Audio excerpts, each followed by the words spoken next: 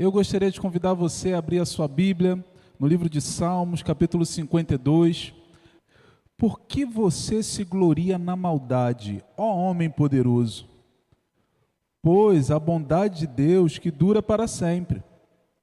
Com a língua você trama planos de destruição. Ela é como a navalha afiada, que só produz enganos. Você ama o mal mais do que o bem, prefere mentir a falar a verdade. Você ama todas as palavras devoradoras, ó língua fraudulenta. Também Deus o destruirá para sempre. Ele o apagará e o arrancará da tenda em que você habita, e o extirpará da terra dos viventes. Os justos verão tudo isso, temerão e vão rir dele, dizendo: eis o homem que não fazia de Deus a sua fortaleza, mas confiava na abundância dos seus próprios bens, e se fortalecia na perversidade. Quanto a mim, porém, sou como a oliveira verde na casa de Deus. Confio na misericórdia de Deus para todo sempre. Sempre te louvarei, porque assim o fizeste na presença dos teus fiéis. Esperarei no teu nome, porque é bom. Eu gostaria de ler com vocês mais uma vez só o versículo 8. Quanto a mim, porém, sou como a oliveira verde na casa de Deus, confio na misericórdia de Deus para todo sempre. Amém. Vamos orar? Senhor, muito obrigado, Pai, por essa noite, por esse tempo tão especial em que podemos louvar e engrandecer o Teu santo nome. Mas nessa hora eu te peço que mais uma vez, pela Tua graça e misericórdia, o Senhor edifique as nossas vidas através da Tua palavra, porque ela, Senhor, é poderosa. Espírito Santo tem liberdade para falar aos nossos corações e ministrar as nossas vidas. É o que eu lhe peço em nome de Jesus. Amém. Irmãos, que texto diferente, que texto impactante. Mas antes de falar do texto propriamente dito, eu gostaria de compartilhar com vocês a experiência que tive essa semana. Na verdade, uma conversa que tive com um amigo que fiz. Tenho feito estudo bíblico com uma pessoa. E nessa conversa, nessa troca, no dia a dia, ele contou para mim algo que me deixou tão impactado, mexeu tanto com o meu coração. Ele disse que quando ainda muito garoto, morava numa situação de vulnerabilidade, lugar difícil, lugar de pouco acesso à educação, mas ele era muito esforçado, passou por uma prova, passou para o Colégio Pedro II, e ali estudava, mesmo sendo um garoto, caminhava, ia andando, porque tinha dificuldade de condução, saía da escola e ia direto para a biblioteca, e ali naquela biblioteca ele passava o dia inteiro estudando, mas ele não tinha recursos, não tinha finança, queria ser militar, por isso estudava, mas não tinha recurso. Então ele estudava e não almoçava.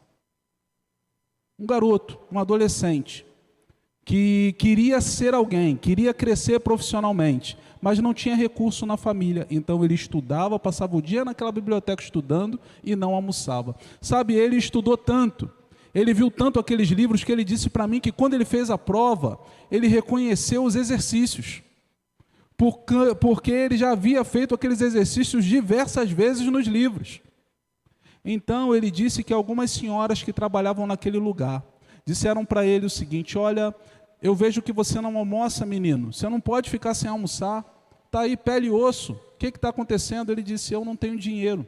Eu moro longe de casa, se eu for, eu não posso estudar. Naquela época, não tinha smartphone, não tinha tablet, não tinha internet tão fácil assim como nós temos hoje. E ele ia para a biblioteca. Então, aquelas mulheres se juntaram, e elas compraram para ele quentinha, começaram a se revezar. Então, cada dia, uma levava uma quentinha para ele. Irmãos, o jovem aproveitou a oportunidade, ele estudou, ele se dedicou. Como a gente dizia na minha época, ele meteu as caras nos livros e ele passou na prova. Passou, na verdade, em várias provas. Oficial do bombeiro, oficial do exército, oficial da Polícia Militar do Rio de Janeiro. Numa tacada só, ele passou num monte de prova, porque o garoto levou a coisa a sério. Então ele disse que foi lá para o curso e começou a fazer aquele processo de formação. Ele escolheu uma dessas forças. E ali, quando as pessoas tentavam fazer desistir, ele perseverava, porque ele falava assim: pastor, eu sei de onde eu saí, eu não quero voltar para lá. Eu quero dar uma vida melhor para minha família. E ele foi, perseverou e foi até o final, se formou. E quando ele se formou, ele veio para o Rio de Janeiro. E ele disse que quando veio para o Rio de Janeiro, ele colocou aquela roupa de gala do exército, aquela verde, não sei se você conhece, mas ele colocou aquela roupa bonita, um tipo de terno, e ele foi até a biblioteca. E ali na biblioteca, ele comprou 3 buquês de flores e deu uma para cada uma das mulheres que comprava quentinha para ele todos os dias e disse: eu passei na prova. Eu imagino essa cena, quando ele falou, isso me encheu o coração, eu queria ter visto. Tem cena de bondade que a gente gostaria de ter visto, ter presenciado. Foi uma cena maravilhosa, que coisa boa. Elas foram boas com ele. E ele foi generoso, retribuiu com gratidão, ele agradeceu aquelas mulheres. Irmãos, a bondade é tão boa.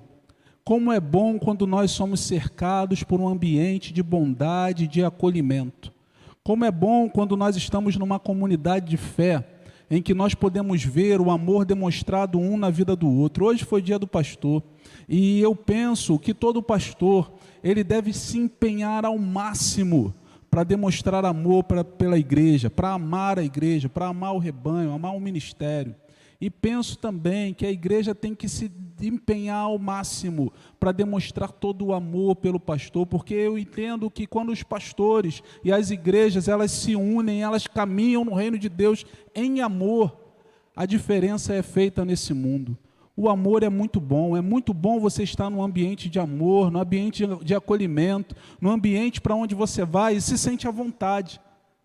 Mas, porém, é tão ruim quando você vai para um lugar e quando você chega nesse lugar, esse lugar te dá crise de ansiedade, porque você não quer mais ficar ali. É tão ruim quando você vai para um lugar e aquele lugar é o lugar onde você sofre bullying e você não quer mais ficar ali. É tão ruim quando você vai para um lugar e naquele lugar você teve experiências traumáticas, então você não quer mais ficar ali. É muito difícil. Muitas vezes as experiências ruins que temos são porque encontramos com pessoas, me desculpem dizer dessa forma, mas com pessoas ruins. Pessoas que tomam atitudes ruins. Eu sei, a Bíblia Sagrada me ensina, o apóstolo Paulo fala no livro de Efésios 6, capítulo 10 ao 17, que existe uma batalha espiritual. Ele diz assim: a guerra não é contra carne e sangue, mas contra principados, potestades, hostes espirituais da maldade que habitam nos lugares celestiais. O apóstolo Paulo diz que é por isso que devemos tomar a armadura de Deus, para que possamos estar preparados para a guerra espiritual. Existe de fato uma guerra espiritual.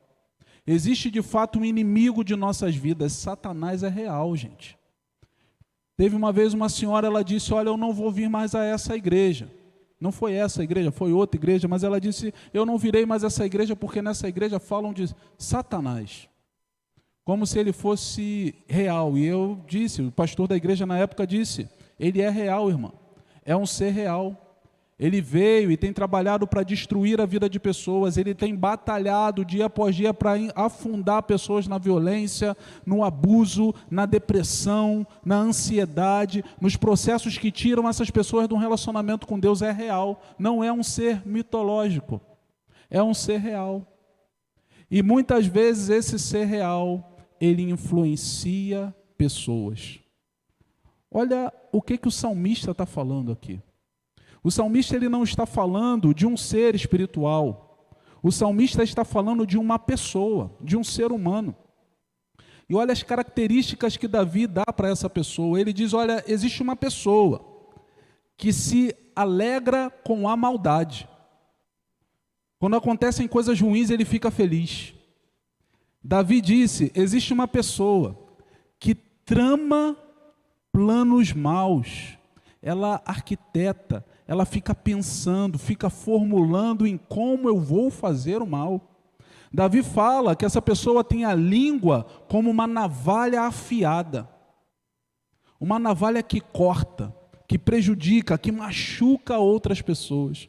Ontem foi o dia da formatura do pessoal que está se preparando para fazer capelania prisional. E essa formatura foi aqui na nossa igreja. E uma daquelas mulheres, ou uma das mulheres que se formava, ela disse algo, ela disse, olha, quando eu era do mundo, eu ia para o baile. E eu chegava no baile funk, mas eu não ia para usar drogas, para beber, eu ia para brigar. Eu gostava daquele negócio de lado A e lado B. Não sei se você lembra disso. E aí um corredor no meio, um pessoal se juntava num lado para brigar, o pessoal do outro para brigar, e ela dizia assim, olha, eu cortava uma navalha, eu colocava aqui no dente, para poder entrar com a navalha no baile funk. Porque na hora da briga, eu pegava a navalha e a navalha não pegava na revista, porque ela colocava no cantinho da boca. A navalha, ela disse que nunca conseguiu cortar ninguém, graças a Deus. Hoje ela está convertida a Jesus e está trabalhando com capelania prisional para a glória do nosso Deus. Então os irmãos podem ficar tranquilos, ao menos com ela. Mas o salmista está dizendo que essa mulher, essa pessoa tinha como se fosse uma navalha, a língua como uma navalha afiada. O trabalho dessa pessoa, irmãos, era produzir engano. Falava maldade de propósito, queria manipular. Eles devoravam as pessoas com a palavra. O texto fala que ela prefere a mentira do que a verdade. Pode falar a verdade, não custa nada. Até com coisa boba a pessoa mente, porque ela prefere a mentira com a verdade. Ela confia nas coisas desse mundo, nas riquezas, e se fortalece na perversidade. Que pessoa difícil, hein? Que pessoa ruim. Pastor, isso é coisa lá do Velho Testamento. Davi, quando falou isso, falou de coisa do passado. Irmãos, não. Porque Paulo, em 1 Timóteo, capítulo 3, versículo 1 ao 5, ele diz o seguinte para o seu discípulo Timóteo. Saiba disso. Isso é Paulo falando para Timóteo. Nos últimos dias, sobrevirão tempos terríveis. Os homens serão egoístas, avarentos, presunçosos, arrogantes, blasfemos, desobedientes aos pais, ingratos, ímpios, sem amor pela família, irreconciliáveis, caluniadores, sem domínio próprio, cruéis, inimigos do bem, traidores, precipitados, soberbos, mas amantes dos prazeres, do que amigos de Deus, tendo a aparência de piedade, mas negando o poder. Afaste-se também desses. Paulo está falando para Timóteo que a característica da última geração seria exatamente pessoas que se levantariam com a malignidade no coração.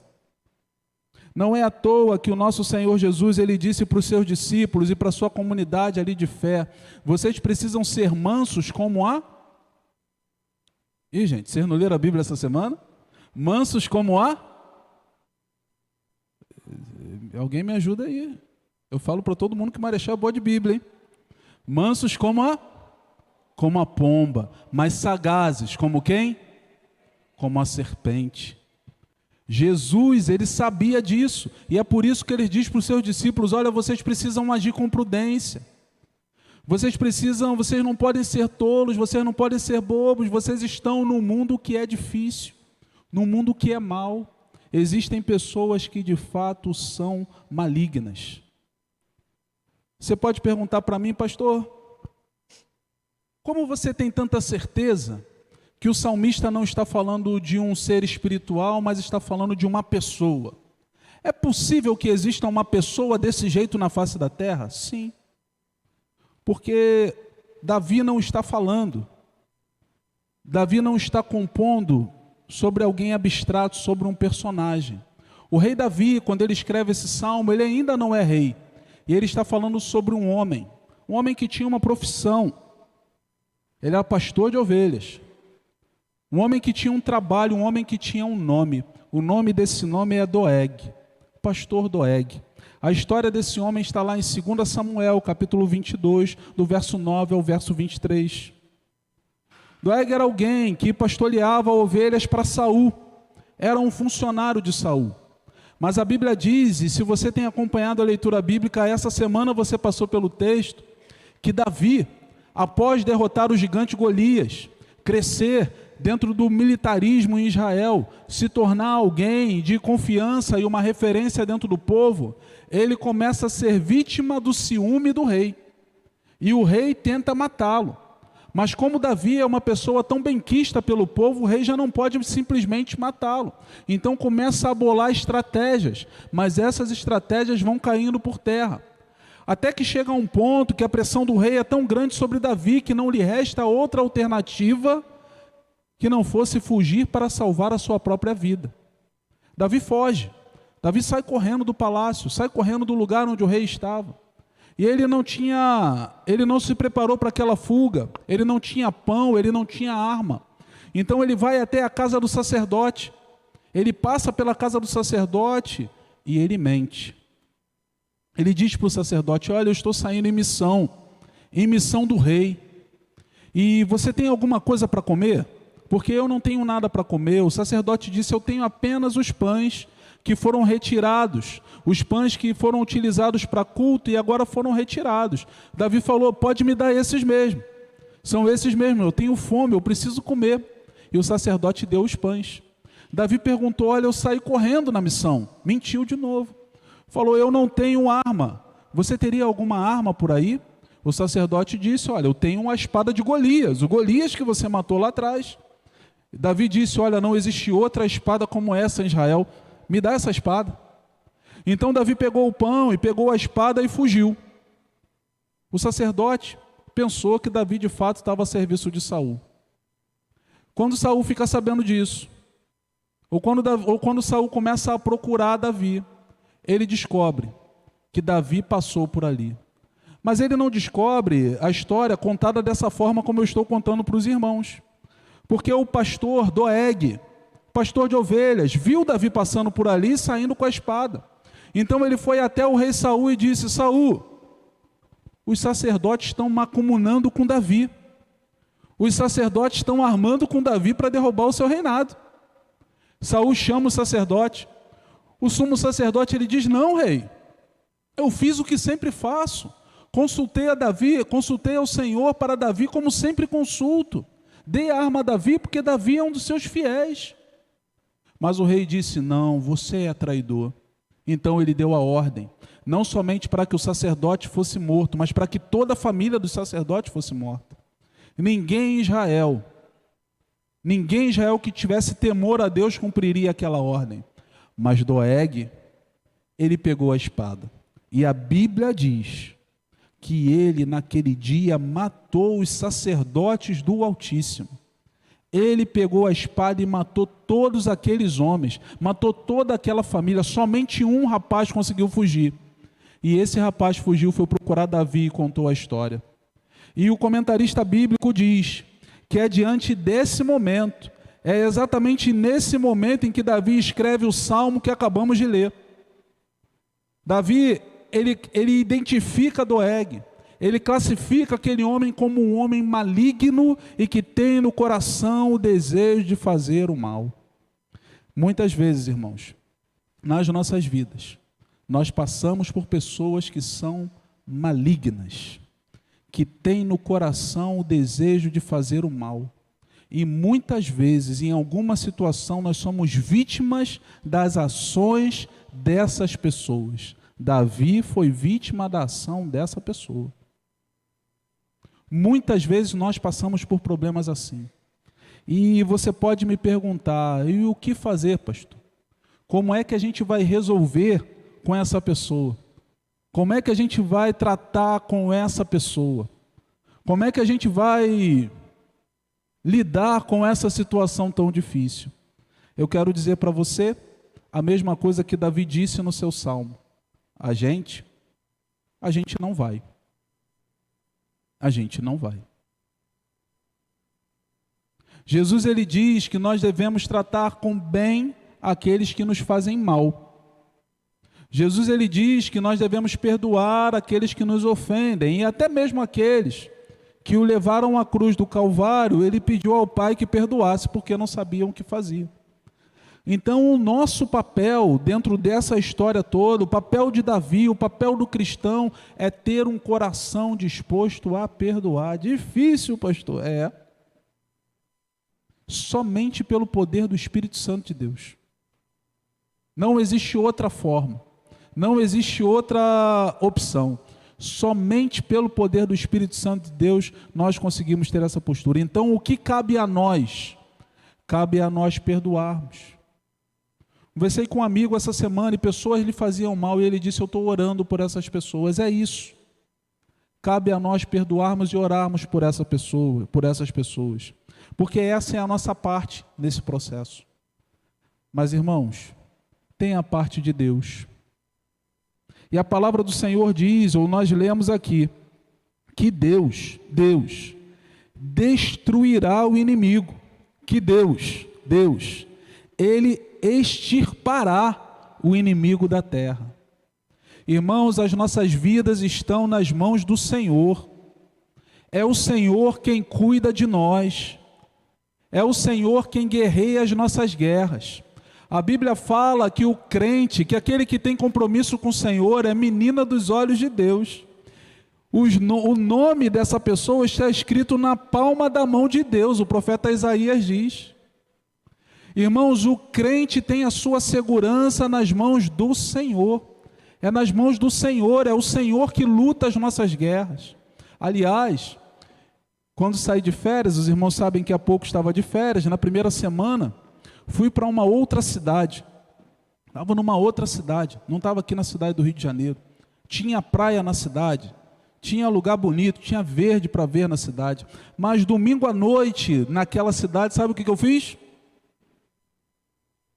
Primeiro eu fiquei vendo o jogo do Flamengo, porque o Vasco tinha perdido no sábado, e eu falei, já que o Vasco perdeu, que não aconteceu. O Flamengo ganhou do Palmeiras, lá em São Paulo. Depois eu saí e fui para a Igreja Batista. Fiquei na dúvida para qual igreja eu ia. Olha, preste atenção nesse detalhe. Fiquei na dúvida. Aí peguei a igreja, fui na internet. Aí eu ouvi um trecho da pregação numa igreja e ouvi o trecho na pregação na outra igreja. Eu fui na Batista, então a outra eu não vou falar o nome. O pastor da outra igreja, a pessoa que estava pregando, disse assim: Deus, Ele não vai te dar o que você precisa, Ele vai te dar o que você quer. Então pode pedir o que você quer, porque Ele vai te dar o que você quer e depois Deus vai ficar torcendo para dar certo. Quando eu ouvi isso, eu falei, eu não vou para essa igreja de jeito nenhum, porque Deus não é assim. Já pensou? Deus vai dar para você o que você quer. E se você quiser uma coisa ruim? Irmãos, Deus vai dar para você de acordo com a vontade dEle. É você que tem que se alinhar à vontade de Deus para que o seu coração esteja em conformidade com o coração de Deus. Eu falei, eu não vou para essa igreja não, eu vou para outra que eu ouvi uma mensagem boa, uma mensagem coerente. Quando cheguei na igreja lá, Igreja Batista, primeira Igreja Batista de Cabo Frio, os louvores que foram cantados naquela noite, só eu cantei. Minha família não cantou. Minha família não cantou, só eu cantei. Eu olhei para eles, falei, que vocês não cantam? Ele falou, essas músicas não são do meu tempo. Dentre eles tinha uma canção que falava assim, a batalha é do Senhor. Canção de Ronquenole, lá da década de 90. Cantai ao Senhor com alegre som, erga a voz para o seu louvor, um canto vencedor na tribulação, crê somente, a batalha é do Senhor. A palavra fazia menção a um grande feito de Deus no Antigo Testamento. E naquele momento, aquela palavra trouxe paz ao meu coração, porque a minha batalha, naquele dia ficou muito claro para mim. É como se Deus dissesse para mim, Adriano, a sua batalha não é sua, mas a sua batalha é minha. Quando nós estamos na presença do Senhor, a nossa batalha é do Senhor. E é no Senhor que nós precisamos confiar. Então, a nossa atitude, irmãos, é orar por aqueles que nos ofendem e perdoar, mas entendendo que a nossa batalha está nas mãos do Senhor. O texto diz que os justos, eles estão seguros no Senhor, e eles irão triunfar. Quando nós estamos com segurança no nosso Senhor, nós caminhamos para o caminho do triunfo. E agora, sim, no versículo que repetimos, no versículo 8, Davi, ele se classifica, ele se vê, ele se enxerga, ele se define. Como é bom quando nós sabemos quem nós somos. Nós vivemos num mundo em que as pessoas tentam nos definir pela roupa que nós usamos, pelo tipo de relógio que nós temos, pelo carro com o qual nós andamos, pelo cabelo, pelo tipo de penteado que nós utilizamos. Nós vivemos num mundo em que as pessoas tentam nos definir por diversas coisas. Mas como é bom quando nós não precisamos da opinião de outras pessoas para nos definir. Como é bom quando nós sabemos quem somos e somos definidos por Deus. Davi sabia quem ele era. O salmista, ele diz no versículo 8, quanto a mim, porém, eu sou como a oliveira verde, na casa de Deus, confio na misericórdia de Deus para todo sempre. Davi, você sabe quem você é? Davi, você sabe onde você está? Davi, você sabe quem guarda você? Davi, você sabe por quanto tempo ele guardará você? O salmista sabia. Ele disse, eu sou a oliveira verde. A oliveira é frequentemente usada na Bíblia como símbolo de paz e de prosperidade.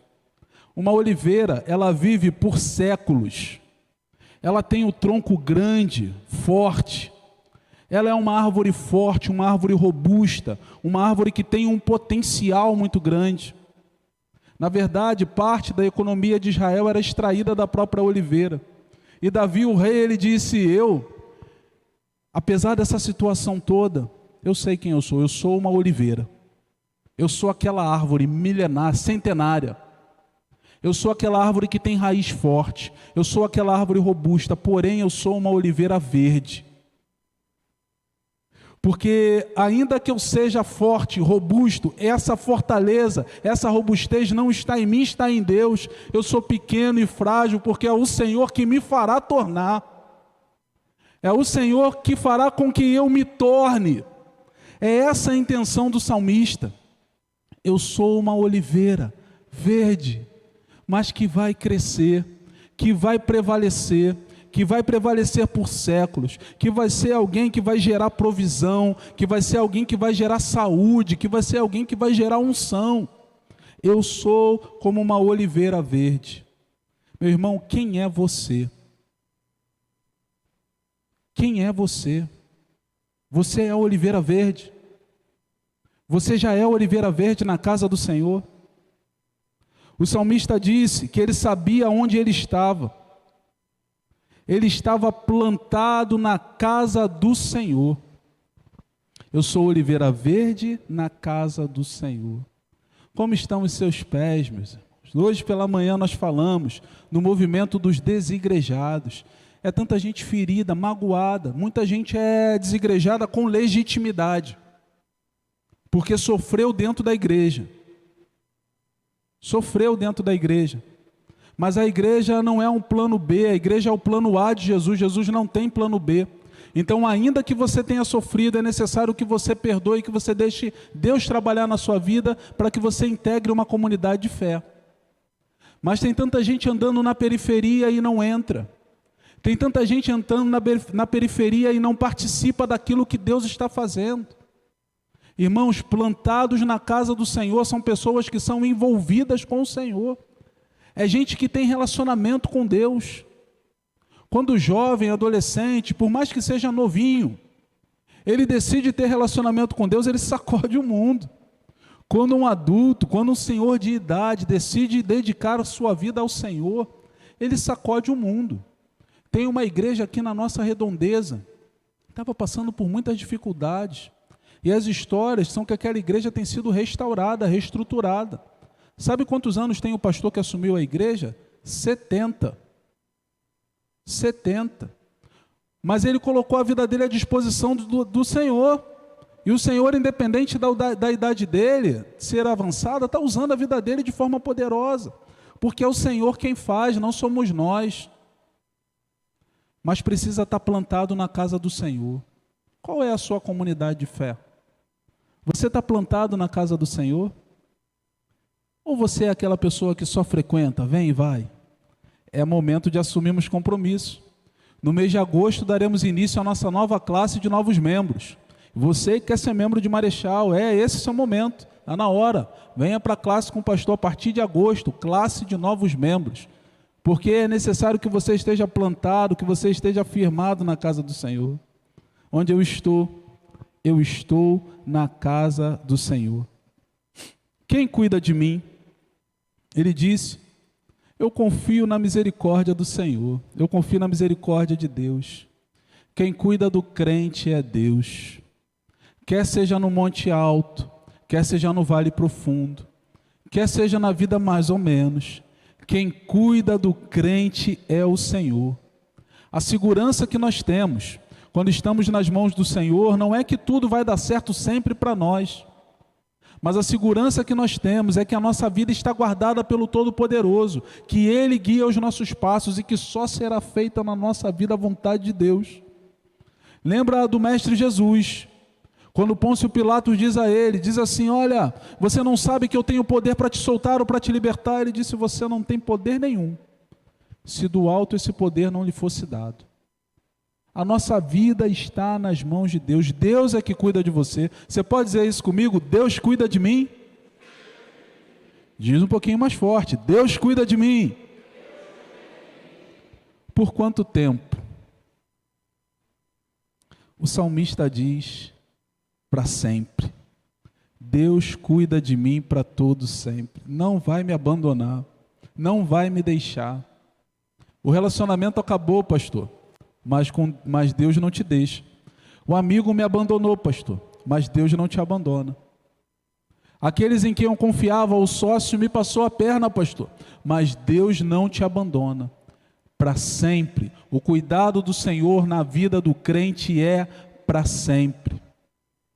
O pastor Luiz Roberto, pastor da Igreja Batista Memorial da Tijuca, ao falar sobre esse texto, ele traz uma informação que é muito interessante, porque ele fala das oliveiras, e lá ele vai até o Novo Testamento falando sobre um jardim onde Jesus gostava de estar, que era o jardim das oliveiras.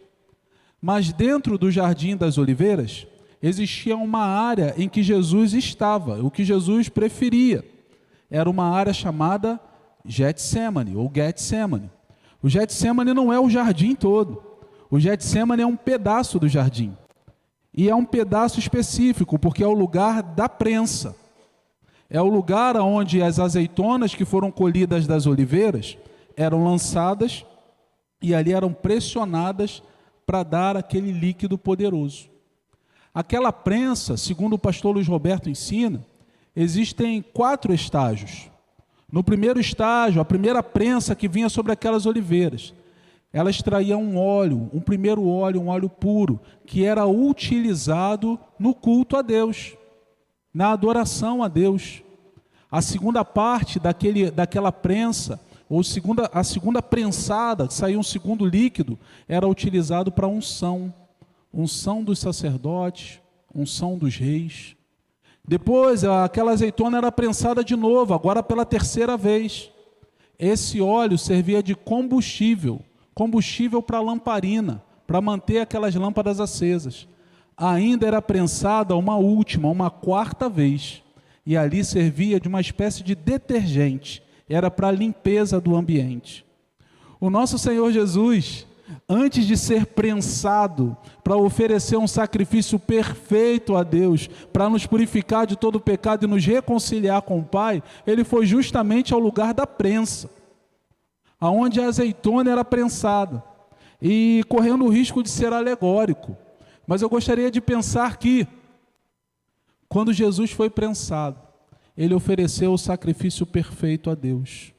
Quando Jesus foi prensado, Ele fez com que um povo se tornasse uma nação de reis e sacerdotes quando Jesus foi prensado. Ele permitiu que o Espírito fosse derramado sobre todo crente, e esse combustível é o que queima dentro do crente para que ele possa fazer a obra de Deus. Quando Jesus foi prensado, ele limpou as nossas vidas e permanece limpando dentro de um processo de santificação que é contínuo e ativo nas nossas vidas. Quando você é prensado, meu irmão, você é prensado para a glória de Deus. Quando você é prensado para que através do seu testemunho você edifique a vida de outras pessoas. Quando você é prensado para que o óleo do Espírito esteja queimando no seu interior. Quando você é prensado para que a santificação, para que a limpeza seja feita ao seu redor. Davi, ele disse: eu sou como uma oliveira verde na casa do Senhor. Deus cuida de mim, e Deus cuida de mim para sempre. Meu convite para você nessa noite é que, assim como Davi, você seja uma oliveira verde. Você saiba quem você é e não abra mão disso. Você é cristão. Você é servo do Senhor. Meu segundo convite para você é que você esteja plantado na casa de Deus. Faça parte de uma comunidade de fé e, particularmente, faça parte dessa comunidade de fé, se integre, abra o coração. É esse o tempo, é esse o momento. Terceiro convite, ou terceiro entendimento que você precisa ter, é que Deus é quem cuida de você e Ele continua cuidando. Quarto entendimento que você precisa ter: Deus cuida de você para sempre. Quando você é a oliveira verde plantada na casa do Senhor, Ele cuida de você para sempre. Ele tem compromisso contigo. E Deus nunca desonrou nenhum compromisso seu. Pense nisso. Por favor, feche seus olhos, abaixe sua cabeça.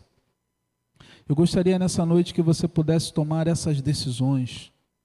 Dizer: eu sou oliveira verde, eu sei quem eu sou. Eu habito na casa do Senhor. É o Senhor que cuida de mim. Ele vai cuidar de mim para sempre. Eu estou na presença do Senhor, na casa do Senhor, e é nessa casa que eu habito para sempre.